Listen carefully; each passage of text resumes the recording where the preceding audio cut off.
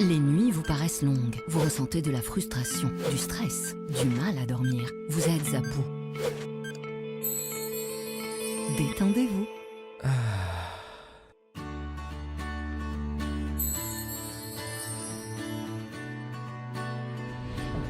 Réduction du temps d'endormissement, diminution des réveils nocturnes, relaxation. Une bonne nuit, ce n'est plus un rêve. Ce produit est un complément alimentaire sans dépendance disponible en pharmacie. N'hésitez pas à demander conseil à votre pharmacien. Mérinal, notre priorité, la qualité.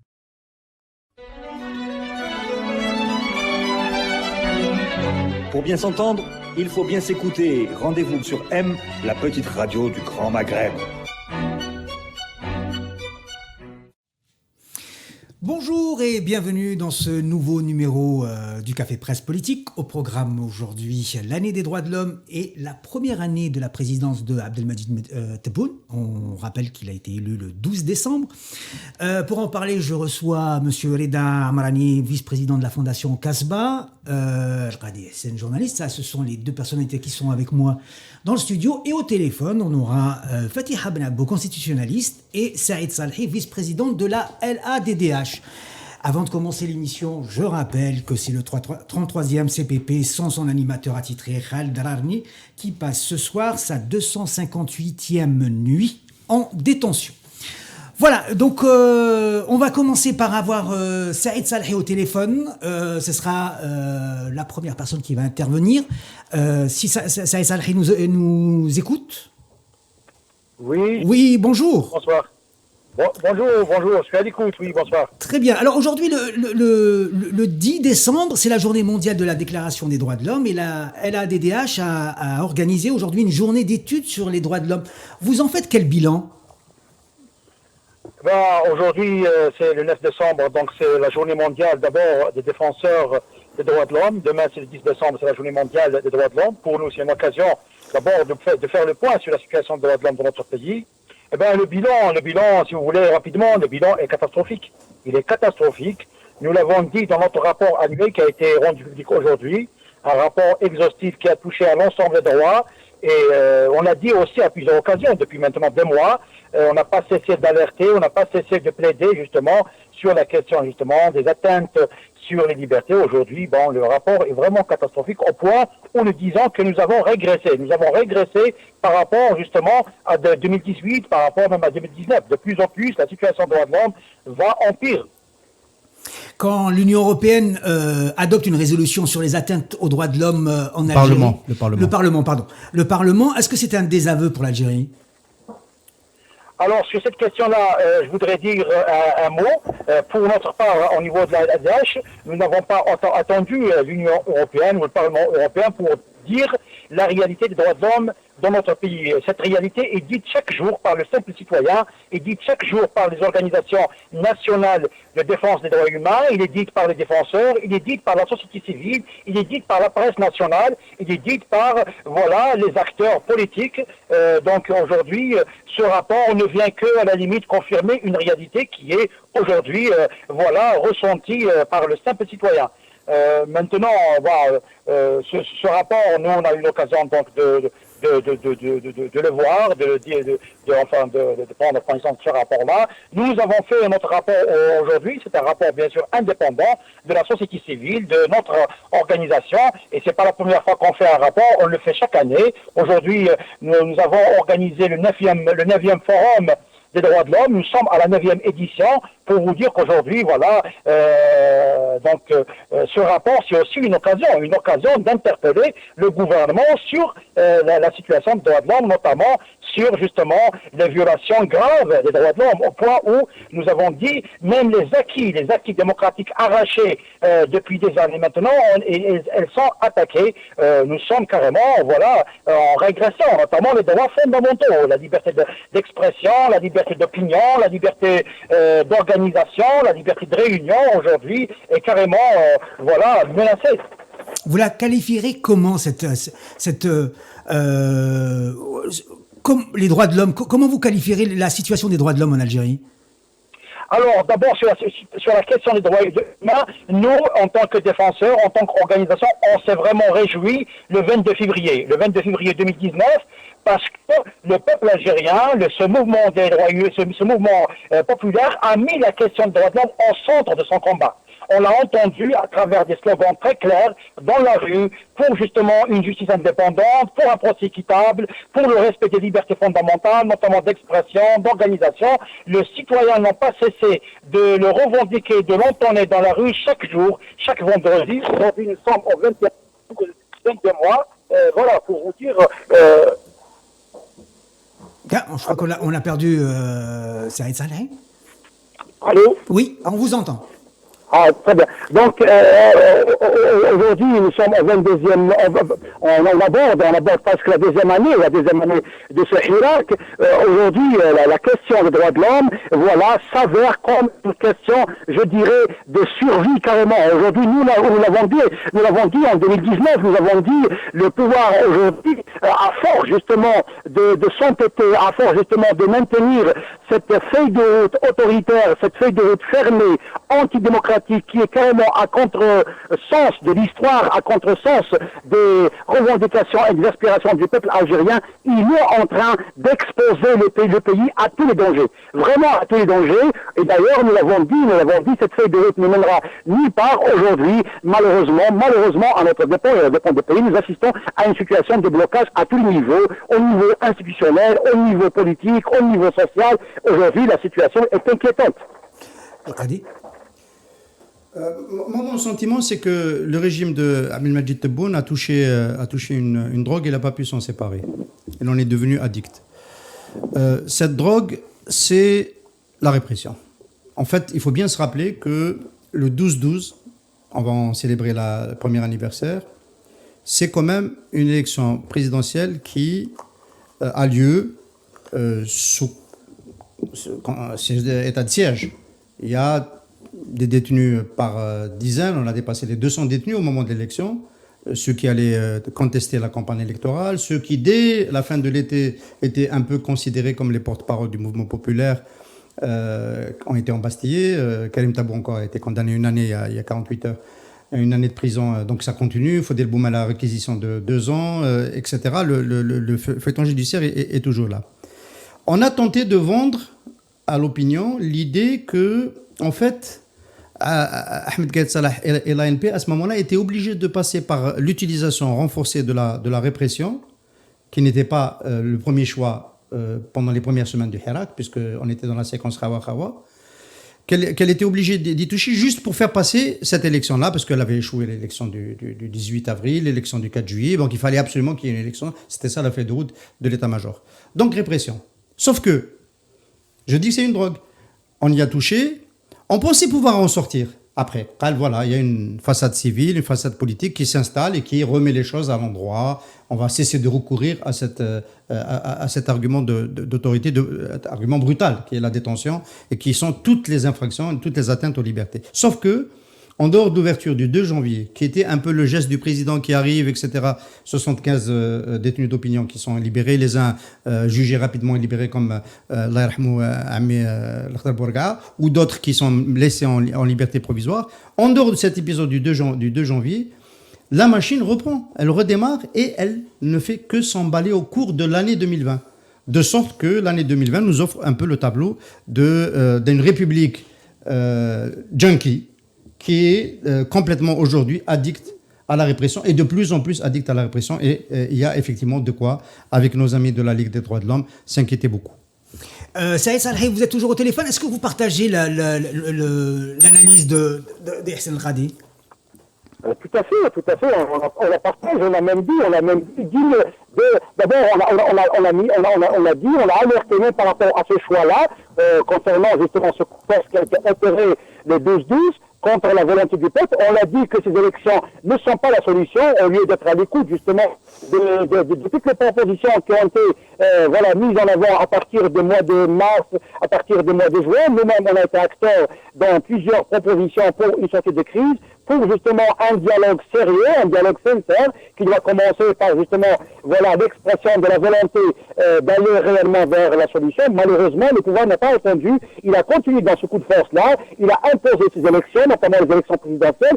Ces élections aujourd'hui, on a vu les résultats. Il a encore continué avec le coup de force qu'il a opéré à l'occasion du référendum du 1er novembre. Et aujourd'hui, nous l'avons dit, le verdict du 1er novembre a été sans appel, avec un rejet massif, justement, du référendum.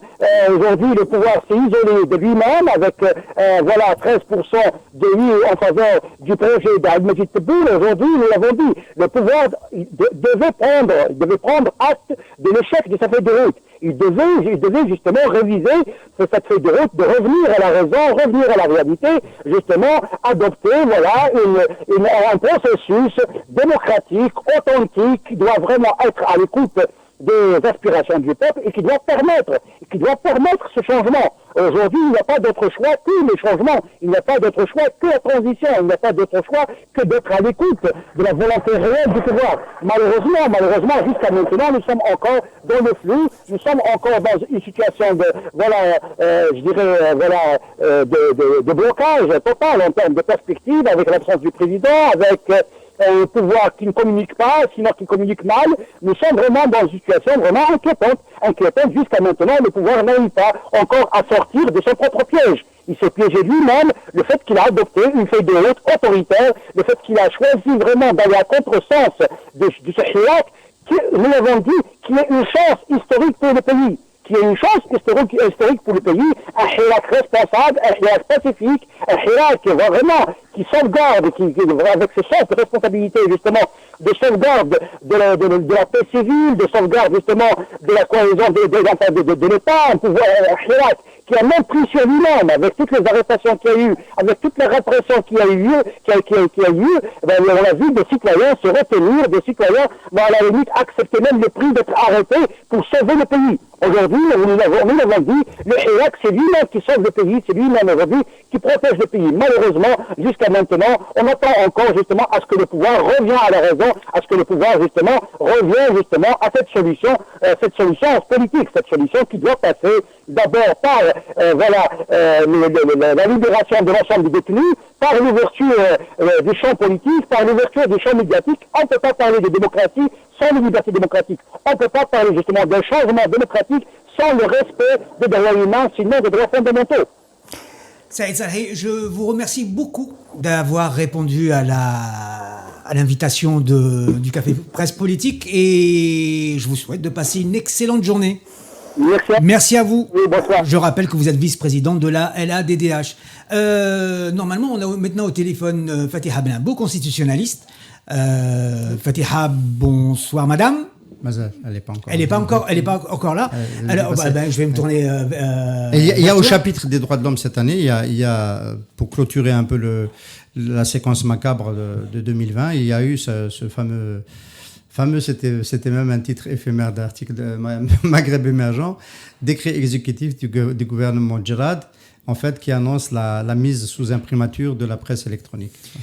Oui, c'est une autre façon de marcher sur les droits des. Je sais pas si Reda Amrani se souvient en 1994 de l'imprimature du gouvernement qui obligeait les éditeurs à montrer leur édition avant d'aller à l'imprimerie. Et l'imprimerie pouvait bloquer tous les... Jusqu'à présent, l'imprimerie peut bloquer. Surtout l'imprimerie, les CIA d'Alger peut bloquer tout. Sauf qu'il y a certains médias journaux électroniques, papier, qui se sont émancipés de l'imprimerie puisqu'ils ont leur propre imprimerie. À part ceux qui sont émancipés, comme l'Ouatan ou le Khabar, je pense, mais c'est les seuls.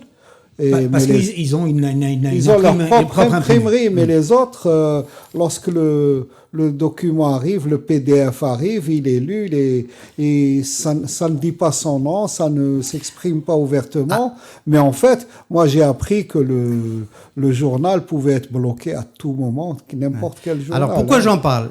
J'en parle parce qu'en fait, ce qu'on a, et c'est très symptomatique d'en fait où on est, où se situe, on va dire en gros le paradigme politique sur lequel fonctionne le gouvernement Djerad et en fait le régime Tebboune. C'est en gros le milieu du XXe siècle. où on pense que l'État omnipotent peut contrôler toute expression. C'est un peu cela qui est en train de se mettre en place, qu'on tente de mettre en place. Et on voit un peu l'anachronisme. On le sentait dans beaucoup de choses. Enfin, nous, on parle dans Café des experts économiques avec Reda Amrani de l'incapacité du gouvernement à comprendre les enjeux d'aujourd'hui sur le plan économique. Mais sur le plan de la gestion politique et des libertés, j'ai un peu le sentiment que c'est pire. Parce que cette disposition, ce décret, c'est un décret complètement absurde qui veut faire du ministère de la Communication le rédacteur en chef de tous les journaux électroniques. C'est-à-dire qu'il va regarder, il va domicilier, il va héberger en Algérie. Déjà, les conditions de création vont dépendre de lui, les conditions d'agrément vont dépendre de lui, et les conditions d'édition, au jour le jour, je dirais, d'heure en heure, vont dépendre de lui. L'Algérie a évolué. Les citoyens algériens ont évolué. Ils l'ont montré, le Hirak. Responsabilité, compétence, patriotisme, et aussi avec des slogans mesurés mais très percutants. Et les autorités qui prennent le pouvoir, qui gèrent, sont complètement en déphasage avec les citoyens, avec le mouvement citoyen, qui est pacifique, qui a montré son sens des responsabilités. Vous avez des ministres qui se comportent comme si on était sous l'ère glaciaire de la guerre froide, et avec des blocs et avec des dictatures qui ne disent pas leur nom, mais en fait, c'est une culture ils ne se sont pas départis de cette culture de l'autoritarisme, décider de tout, faire croire que les gens ne sont pas responsables, ne sont pas compétents et que c'est eux qui doivent penser pour eux, s'exprimer pour eux, leur faire lire ce qu'ils veulent faire lire. C'est terrible, il y a un déphasage réel, Hirak l'a montré, mais aujourd'hui, avec ces textes de projets et cet embrigadement, y compris de la presse électronique, c'est aberrant. Il y a un déphasage. S'il y a une volonté comme tu dis, de pouvoir maîtriser l'information, est-ce que cela est possible même avec ce décret ? Le décret est tellement absurde qu'il y en a qui disent qu'il n'est pas applicable. Parce qu'il fait référence, soi-disant, à une instance de régulation de la presse électronique qui déciderait, elle, de donner ou pas un agrément, de voir s'il y a une conformité, etc. Et de voir si c'est possible d'agréer ou pas. Alors que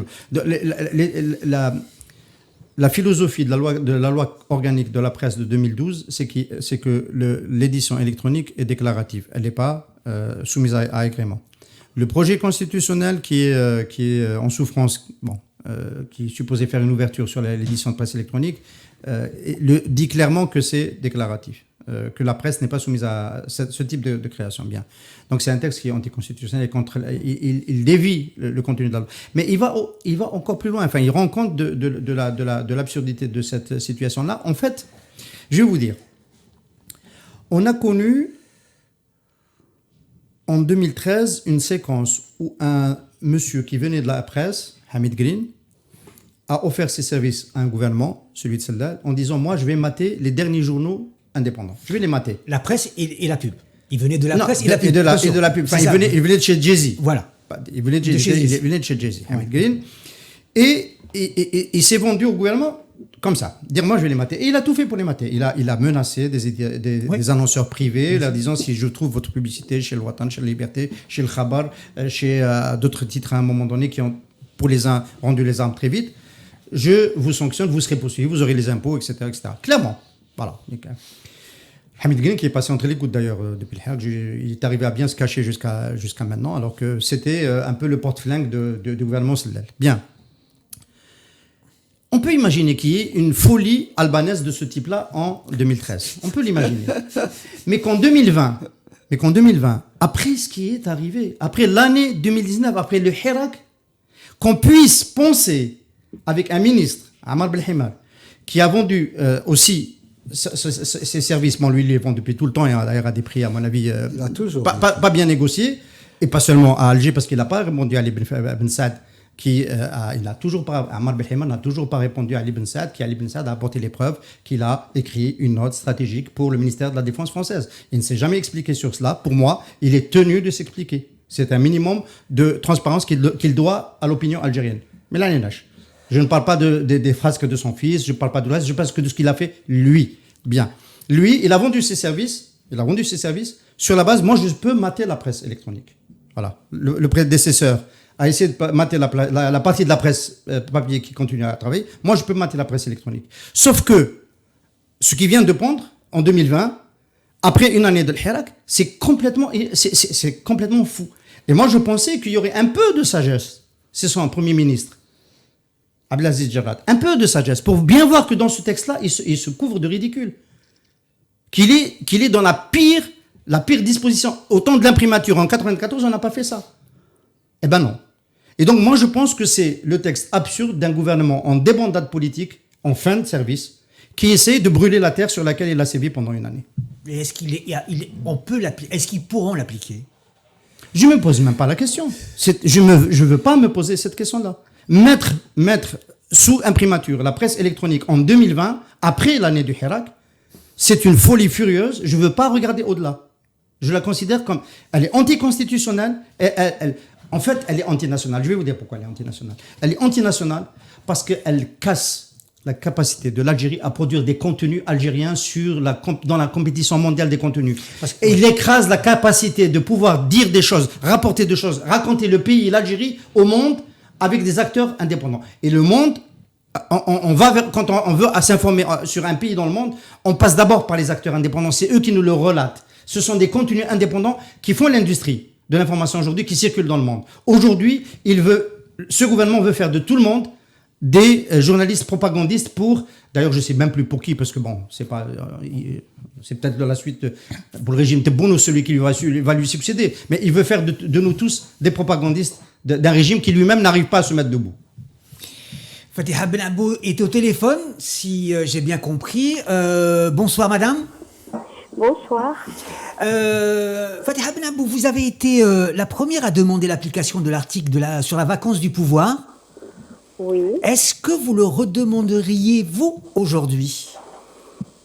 Je l'ai demandé parce que à cette époque-là, Bouteflika était resté presque 6 mois à l'hôpital, entre l'hôpital du Val-de-Grâce et les Invalides. Et moi, j'ai pas demandé en fait, pas du tout.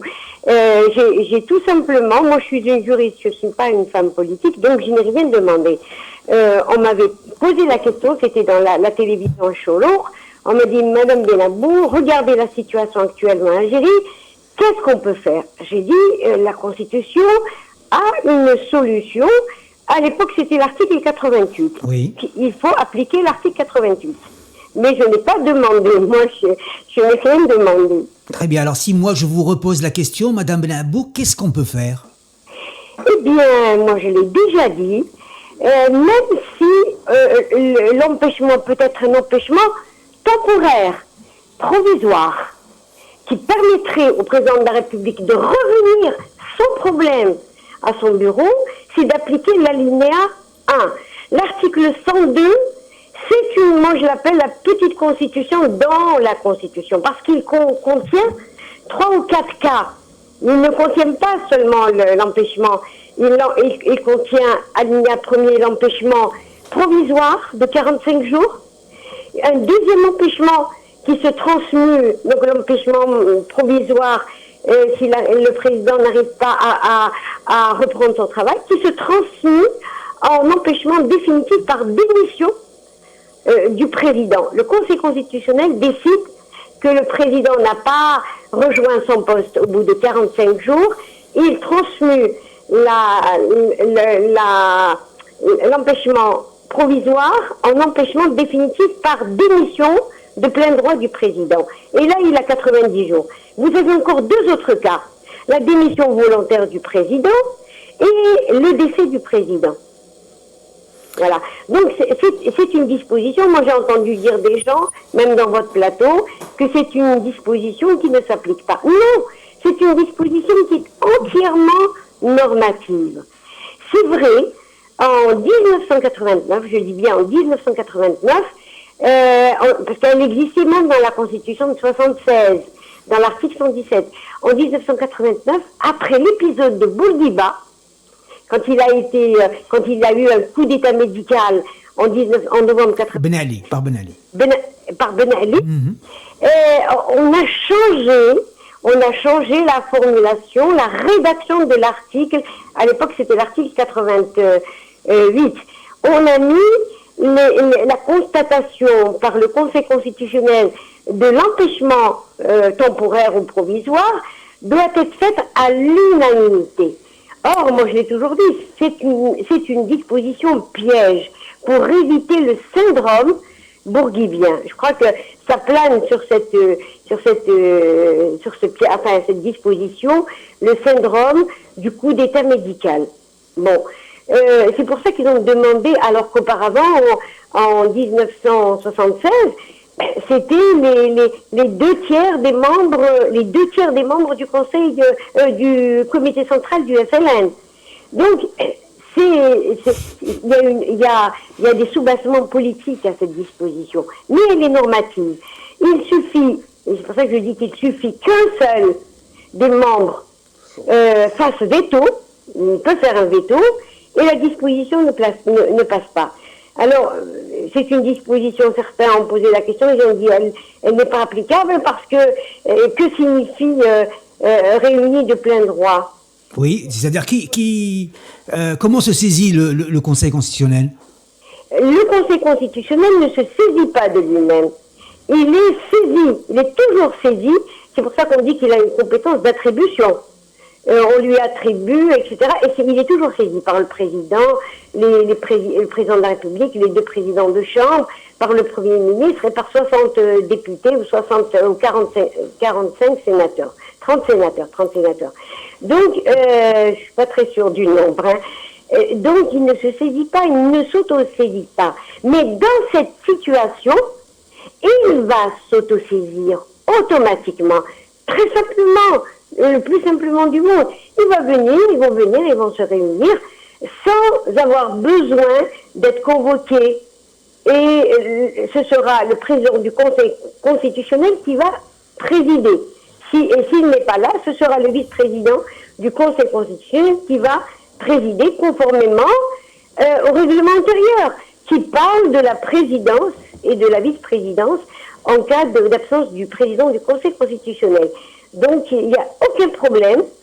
C'est au contraire une disposition qui oblige donc le Conseil constitutionnel de s'autosaisir et de se réunir de lui-même automatiquement. Et c'est par le biais de la Constitution. Donc, c'est une disposition qui est normative, qui peut être applicable à une condition. C'est qu'il y ait unanimité. Bon, j'ai souvent dit que ce terme unanimité n'existe pas en droit. Nous n'avons pas l'unanimité. L'unanimité de ses membres, hein, c'est ça? Oui. D'accord. C'est-à-dire maintenant, il a 12 membres. Sur les 12 membres, il a 4 membres qui sont nommés par le président. Moi, je suis en train de rire pour dire, voilà, il a 4 membres. Ces membres, il les a nommés. Il va pas nommer Madame Benabou parce qu'elle a toujours été considérée comme une dissidente. Il va nommer des amis politiques. Il faut qu'il nomme des amis politiques. Pourquoi? Parce que quand il nomme des amis politiques, aucun de ces hommes ne va donner un coup de couteau dans le dos du boss. Vous m'avez nommé, je ne vais pas vous donner un coup de couteau dans le boss, un coup de couteau dans le dos. Donc, c'est bien réfléchi de manière à ce que cette disposition, l'empêchement ne soit pas un coup d'État sur le velours. Donc, il suffit qu'un seul fasse un veto, dit bon, moi je suis pas d'accord, eh bien la disposition ne passe pas. Alors dans le cas où le Conseil constitutionnel s'autosaisit et constate la vacance, qui va assurer l'intérim? Alors lui, il constate, lui il fait la constatation de l'empêchement. Mais l'empêchement, c'est pas lui qui le fait, c'est le Parlement réuni en ces deux chambres. Donc c'est une formation solennelle, pas une formation normale. Hein. Et cette formation solennelle, on les réunit les deux. Les gens appellent ça un congrès. Ils sont réunis les deux. Et là, pour éviter donc ce coup d'état médical, mais c'est une disposition qui n'a jamais été changée depuis 89. La décision doit être prise à la majorité. C'est lui qui déclare l'état d'empêchement du président. doit être prise à la majorité des 2/3. Donc, c'est un Parlement qui est étoffé. Si les 2/3 ne sont pas d'accord, la disposition ne passera pas. Troisième point, il y a deux types d'empêchement. Le premier, il y a une première phase avec un empêchement de 45 jours, qui est un empêchement temporaire, qui n'a aucune incidence sur la fonction du président. C'est pour ça que je dis qu'on aurait pu l'utiliser, on aurait fait taire tout le monde, on dira voilà, c'est la Constitution qui s'applique, il n'y a pas de personne ne met des verrous pour l'application de la Constitution. 45 jours, on lui laisse le temps de se soigner. Au bout de 45 jours, il revient sans passer par quiconque. Il revient, il trouve direct le bureau terme. Donc, c'est la première phase. Si au bout de 45 jours, et dans cette première phase, c'est toujours le Parlement qui déclare l'état d'empêchement provisoire et il saisit son président, le président du Conseil de la Nation, pour qu'il assure l'intérim pendant 45 jours. Mais le président du Conseil de la Nation, Monsieur Goudjil, c'est un président par intérim. Alors, est-ce qu'il peut, en étant président par intérim, assurer l'intérim en tant que président de la République?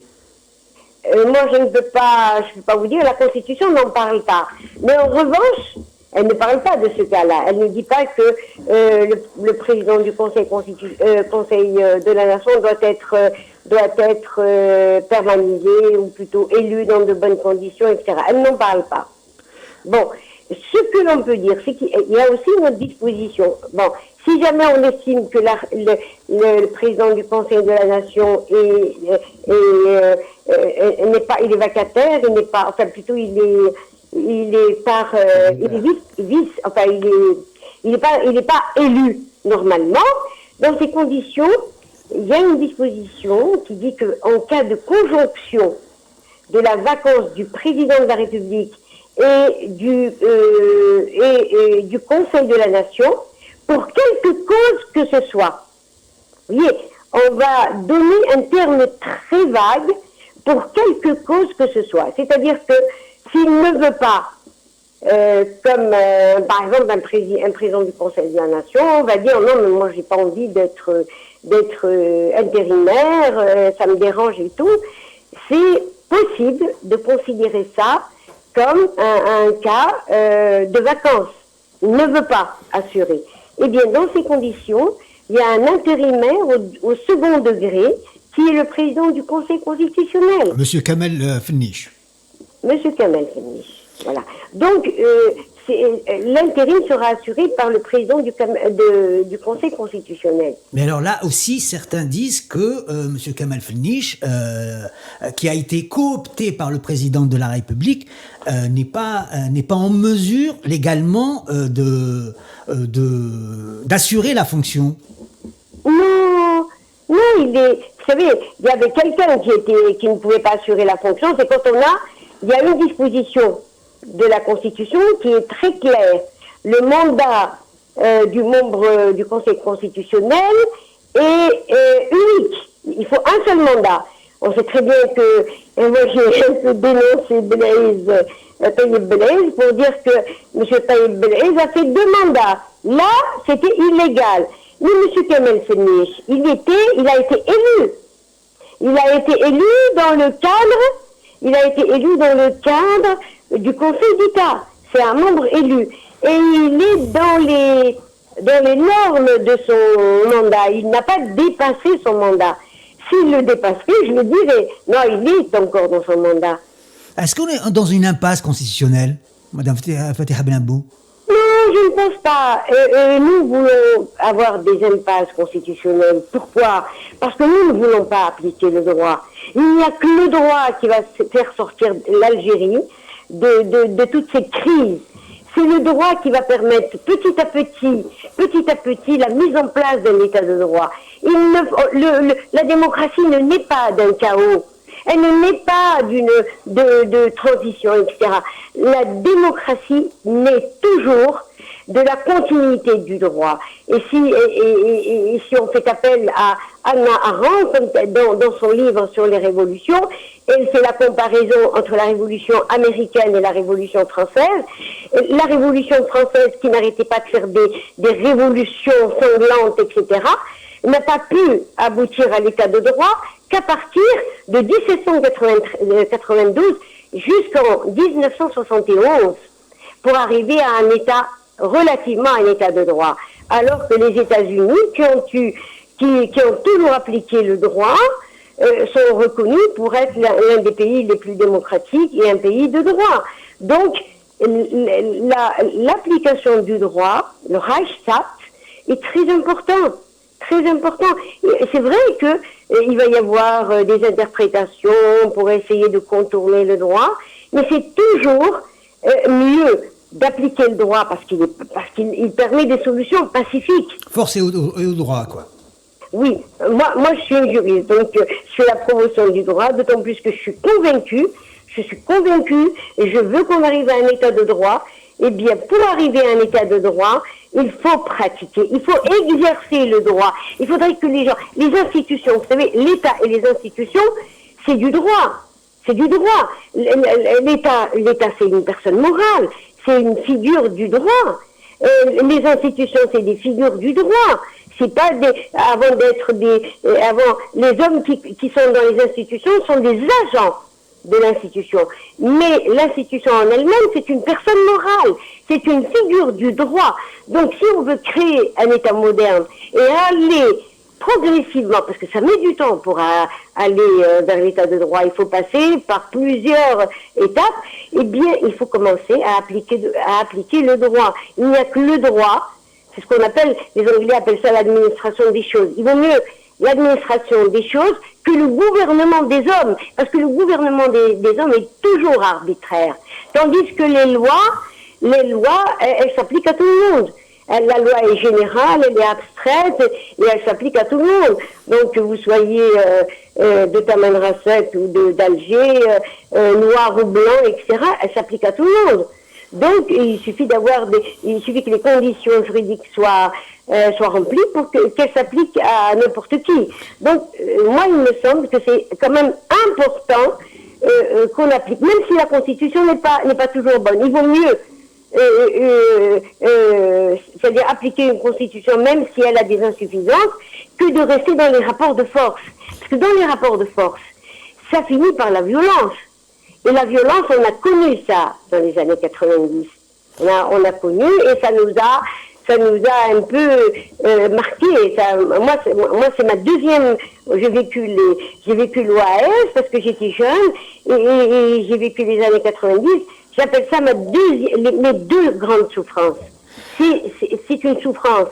Très bien. 90. Très bien, Madame Benabou. Vous restez avec nous. Je donne la parole à... Oui, merci beaucoup. Merci Fatiha d'avoir accepté de participer à cette émission. Moi, il m'arrive de m'accrocher de temps en temps avec mes amis politiques sur l'apport de Fatiha Benabou. Moi, je ne doute jamais de sa bonne foi. Maintenant, des fois, je me pose des questions un peu quand même sur sa naïveté politique, parce que j'aurais voulu qu'elle ait une posture de repenti un peu en décembre 2020 sur sa position de 2019. Vous avez joué un rôle politique dans le panel de Karim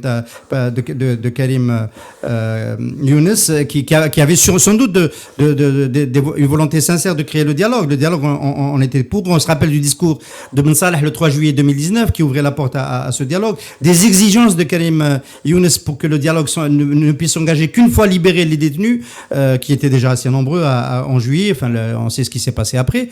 Moi, je suis un peu interpellé par cette position. Je ne doute pas que il y a une catégorie dans les élites algériennes qui, de toute bonne foi, pensent que la continuité du droit, en tout moment et en tout lieu, doit être la norme pour éviter les dérapages quand on est algérien, quand on a vécu ce qu'on a vécu dans les années 90. Je pense qu'effectivement, on peut avoir cette position en toute bonne foi. Sauf que aujourd'hui, il faut quand même considérer la situation, la continuité du droit. C'était en 2019, le panel c'est devenu un panel pour organiser les présidentielles et pour ne pas écouter les autres points de vue. Et les autres points de vue, ce sont pas des points de vue radicaux, Madame Nabou. Quelqu'un qui appelle à un dialogue pour faire une transition avec en dehors de la Constitution qui de facto avait été piétinée tout le temps.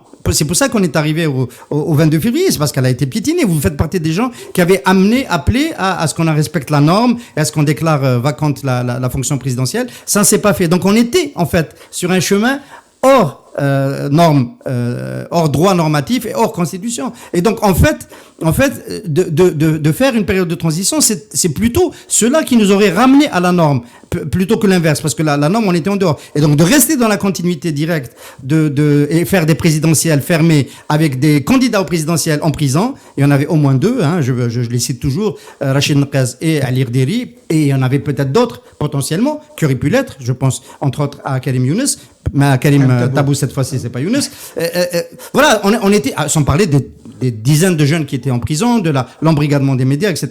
On n'était pas dans la norme du droit. Et le droit, tel qu'il était à ce moment-là, il disait autre chose. En principe, il garantissait les libertés, la possibilité de manifester, de se présenter comme candidat dans une élection libre, etc. Donc on était dans tout, sauf dans la continuité du droit. Est-ce qu'on peut entendre la réponse? Oui, c'est une interpellation amicale et fraternelle.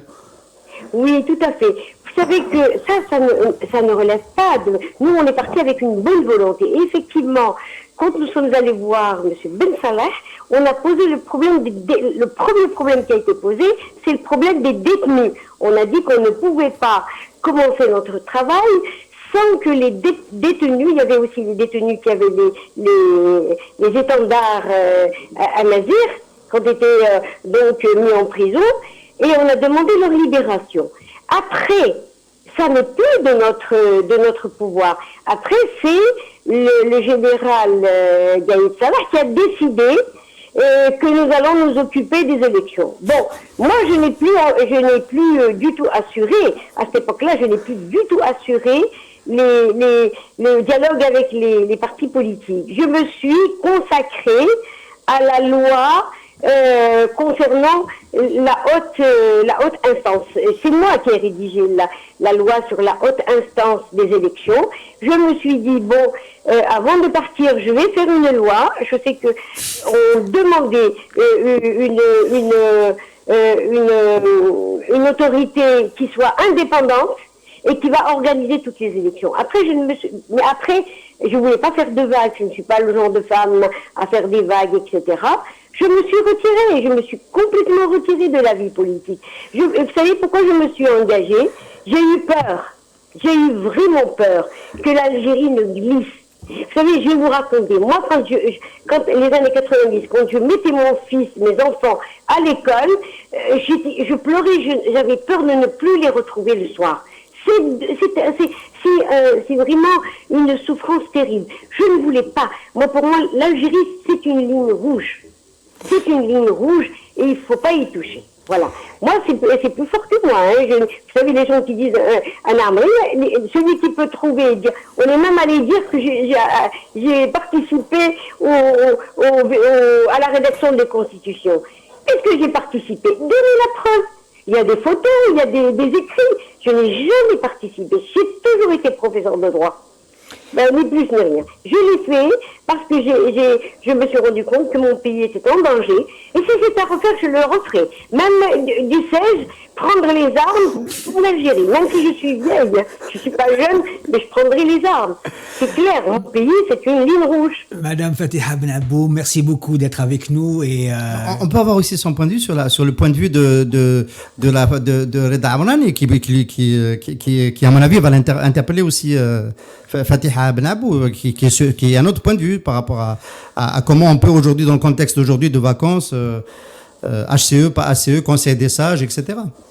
Là, si vous voulez, c'est des outils juridiques inapplicables. Il n'y a pas un autre mot. Parce que la situation est biscornue. Nous avons une autorité ou un gouvernement qui veut gérer et gouverner, si vous voulez, de façon non démocratique, parce que On essaie de bloquer les libertés publiques, les libertés des partis, les libertés de réunion, les libertés de la presse. Et d'un autre côté, on essaie de se rappliquer sur le droit pour éviter son application. Parce qu'aujourd'hui, nous n'avons aucune information. C'est terrible aujourd'hui. Vous pouvez vous être informé sur la situation de n'importe quel pays, de la situation. Avec votre simple téléphone, vous accédez au monde entier aujourd'hui.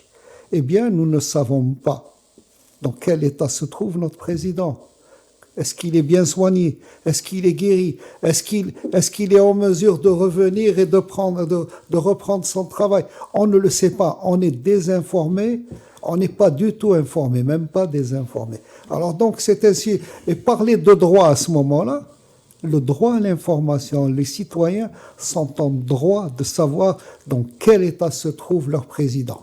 Et il est beaucoup pris pour qu'il guérisse le plus rapidement possible et le mieux possible.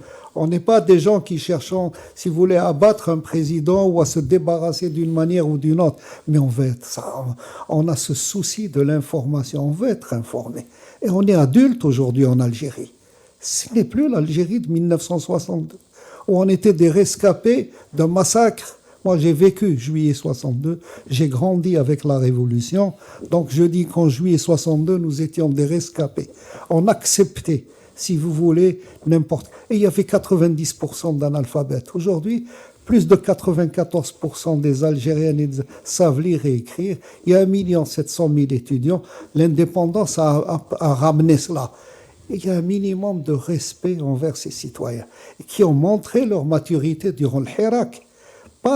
J'ai lu dans la presse allemande, la presse informatique sur Internet, les Allemands nous rendent hommage, pas un seul bris de verre pendant ces manifestations de ces citoyens algériens.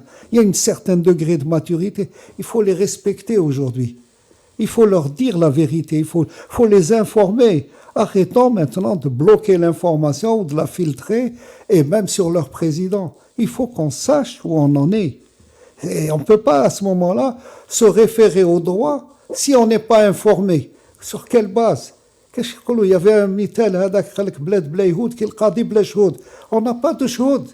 On est un qadi qui n'a aucun document pour dire le droit. Et aujourd'hui, sur quelle base on va appliquer cette constitution? On ne sait pas. Moi, je n'ose pas dire aujourd'hui que nous sommes en phase intérimaire ou en phase de passation de pouvoir entre un président malade et un successeur éventuel, même s'il est prévu par la loi. On n'a pas l'information. On est considérés comme des gens immatures ou des gens mineurs. Et ça, c'est grave. Je reproche ça au gouvernement actuel. Il n'a pas le droit de ne pas nous informer. Il n'a pas le droit de ne pas nous respecter en tant que citoyens. Nous, on a respecté les institutions, on protège notre pays, comme l'a dit Fatiha maintenant. Le patriotisme, l'Algérie, c'est la ligne rouge. Et ça, les Algériens l'ont démontré. Quel est l'Algérien qui n'a pas mis son drapeau pendant le Hirak? On appelle ça le Hirak béni. Alhamdoulilah. Mais enfin, respectons-nous les uns les autres. Et là, je dis que ce n'est plus une question de droit. C'est une question de démocratie, de respect. Un mot sur la première année d'Abdelmadjid Tebboune à la tête de l'État, élu le 12. Est-ce que c'est un chaos? Un chaos total? Comment on peut décrire cette présidence? Moi j'ai tendance, bon, ça se voit pas toujours, ça s'est peut-être pas vu dans ma première intervention tout à l'heure sur les prétentions de mater la presse électronique. J'ai tendance à être magnanime. Et donc je vais pas parler du bilan de Tebboune parce que ça risque de plomber encore plus l'atmosphère. On parle du bilan économique dans le café des experts économiques, mais le mot chaos pourrait convenir. Et c'est pour cela que je pense, et j'invite Fatiha Benabou à le faire avec nous, à examiner non pas seulement la situation au bout d'une année du régime Tebboune sous l'angle de la vacance et qu'est-ce qu'on fait, est-ce qu'on est dans une situation d'intérim ou pas, constitutionnelle, mais de l'examiner sur le plan politique. Et sur le plan politique, si Abdelmadjid Tebboune a échappé au trépas contre le Covid-19, et on peut s'en réjouir pour lui et pour sa famille, il n'a pas échappé au trépas politique. Le trépas politique, c'est le 1er novembre. Le 1er novembre a, je considère, fait passer de vie à trépas la prétention d'un président installé par l'armée à diriger l'Algérie complexe et libre et fière qu'a exprimé le 22 février, avec toutes ces exigences que vient de rappeler Reda Amrani. Donc, en fait, le problème, il est d'abord politique. Et c'est pour ça que la lecture strictement constitutionnaliste et légaliste qu'on a entendue, qui est intéressante, qui est un point de vue extrêmement respectable, n'est pas la réponse à la situation aujourd'hui. Aujourd'hui, faire des élections dans 60 jours ou dans 90 jours pour adouber un nouveau candidat amené par l'armée va conduire à la même situation d'échec dans laquelle nous sommes aujourd'hui, parce que les libertés n'auront pas été restaurées entre-temps, parce qu'il n'y aura pas une véritable compétition. En fait, il y a cette idée que le Hirak est incapable de gagner, qui a circulé après le 12-12. Après le 12-12, on a fait le reproche, les loyalistes, entre guillemets, vous avez peur des urnes, vous n'êtes pas venus aux urnes parce que vous en avez peur, etc. Vous n'êtes pas organisé. Vous n'êtes pas organisé, etc. En fait, la réalité, c'est que l'intuition populaire et le bon sens populaire veut que lorsqu'il prête sa voix, lorsqu'il va aller voter, il veut s'assurer que les conditions du vote sont respectées. Les conditions du vote, c'est les libertés. C'est une vraie compétition avec une symétrie des chances dans lesquelles on peut espérer avoir réellement l'expression du suffrage qui se réalise. Clairement, l'automne 2019, cela n'était pas en place. Et donc, il ne pouvait pas y avoir de candidat populaire parce que le peuple ne voulait pas présenter de candidat dans ces circonstances. Et je pense que c'est encore aujourd'hui le point de vue populaire. C'est-à-dire que si aujourd'hui, on va à nouveau dans la précipitation vers une nouvelle élection parce qu'on aura constaté la vacance de la présidence, il y aura la même attitude comme celle qui s'est exprimée le 1er novembre. Les conditions d'une compétition démocratique où le suffrage universel est respecté et où il fonde les institutions et il fonde la souveraineté populaire ne sont pas réunies, elles sont absentes. Ces conditions-là sont absentes et le peuple ne veut pas se prêter à ce jeu-là. Bon, on peut critiquer cette position, mais c'est celle qui est dominante et c'est celle qui s'impose à tout le monde. Tous ceux qui ont été en sens inverse de cela, Ali Benflis, d'autres, se sont suicidés politiquement. Et continuent de se suicider parce qu'il y en a qui se mettent en configuration d'y aller pour les prochaines échéances. Voilà. Et si on n'intègre pas cette dimension-là, celle de la lecture politique, on passe à côté. Et moi, je me félicite que Reda Amrani ait soutenu la position de Hajj Abdelrahman Hajj Nasser, cofondateur de la Fondation Kasbah avec lui, qui appelle à aujourd'hui transcender la situation par le recours à un conseil des sages. Alors après, à côté de la présidence de la République ou à la place de la présidence de la République, etc., je pense que ça, c'est une ingénierie politique. Mais il est évident qu'il faut faire quelque chose qui n'est pas prévu dans la Constitution pour sortir de l'impasse dans laquelle nous sommes, qui est une impasse politique. Bon, écoutez, messieurs, je vous remercie. C'est terminé. Ouais, on est arrivé à la fin. C'est ce que Reda Amrani a peut-être sûrement quelque chose à dire. Je dis une chose. La proposition de Hajj Nasser, l'analyse qu'il a faite, il a fait une bonne analyse. Et il ne s'est pas contenté d'analyser parce qu'il est très brillant. Enfin, nous avons la chance d'avoir un homme qui a une dimension politique, réellement, et nationale et internationale. Et en plus, face à la situation économique et sociale que vit notre pays, nous avons besoin de ce genre de réflexion, ce genre d'analyse et de ce genre de proposition. Eh bien, nous, Fondation Kasbah, en tant que société civile, et aussi on est fiers parce que c'est un de nos membres fondateurs. Et il est brillant, comme nous sommes beaucoup de gens de la Fondation Kasbah. Eh bien, je peux vous dire, ce qu'il a proposé est génial dans la situation actuelle. C'est vraiment une lueur d'espoir. Et nous soutenons, et nous proposons même que ce comité des sages, au sens de Tejmat, c'est nos racines, c'est l'Algérie profonde, c'est notre histoire. Donc, que ce comité soit mis en place et que nous avons quelqu'un de compétent et vraiment de responsable. Il a le sens des responsables. On le met à la tête de ce comité des sages. C'est parce qu'il a demandé, il ne va pas être content. Non, c'est nous qui demandons. Ah non, parce que lui, c'est pas ça qu'il demande. Faut faire attention. Tu vas le mettre mal à l'aise. C'est un vieil ami, j'ai le droit en tant que personne, mais aussi en tant qu'association, on a le droit de faire des propositions. Et nous le proposons en tant que tel. Il y a un moment où on doit compter sur ses amis. Et l'Algérie a le droit de compter sur ses enfants. Elle en a. Il y en a en Algérie, il en a dans la diaspora. Il faut y aller. Il faut arrêter, si vous voulez, de tourner autour d'un cercle fermé de gens qui viennent offrir leurs services ou à qui on ne demande même pas d'offrir, on les désigne. Il faut arrêter de ça. J'ai dit, le peuple algérien a évolué très, très positivement. Nous sommes des gens responsables. Les citoyens algériens, les citoyennes sont des gens responsables. Il faut à un moment les respecter pour se respecter soi-même.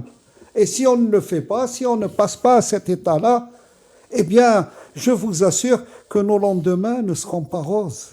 Non, mais il faut rassurer quand même, Madame Benabou. Il n'y aura pas de guerre civile, il n'y aura pas de sang. Non, oui, mais on veut bien, il n'y aura pas de guerre civile, mais il y aura une désobéissance civile. C'est pire que la guerre civile.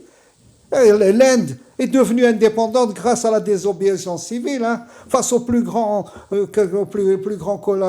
nations coloniales. Attention, les citoyens algériens sont en mesure aujourd'hui de réagir à leur manière. Ils ont bien réagi le 1er novembre, ils ont voté avec leurs pieds. Eh bien, ils peuvent voter aussi ou diriger ou s'exprimer d'une autre manière. On a montré qu'on n'est pas des gens violents. On n'est pas des gens violents. On est des gens violents quand on attaque l'Algérie. Attention, on attaque l'Algérie. Moi, je me souviens toujours de septembre 63, où Mohamed El-Hadj a pris ses compagnons, il est allé vers les frontières pour défendre le pays. Vous voyez, on est tous... là, c'est une ligne rouge, mais on n'est pas violent. Merci. Bon, Monsieur Reda Marani, merci beaucoup. Vous êtes vice-président de la Fondation Casbah. Merci d'être venu. Je remercie Madame Fatiha Benabou qui était au téléphone. Monsieur Saïd Salhi, vice-président de la LAD, aussi au téléphone. Et Hassan El-Qadi, journaliste, qui était ici sur le plateau. Je vous souhaite de passer une excellente journée. J'espère vous retrouver très bientôt.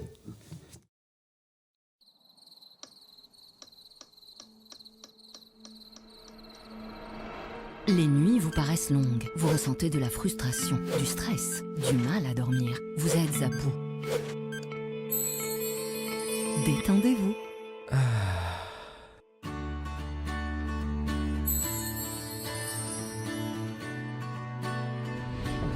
Réduction du temps d'endormissement, diminution des réveils nocturnes, relaxation. Une bonne nuit, ce n'est plus un rêve. Ce produit est un complément alimentaire sans dépendance disponible en pharmacie. N'hésitez pas à demander conseil à votre pharmacien. Mérinal, notre priorité, la qualité.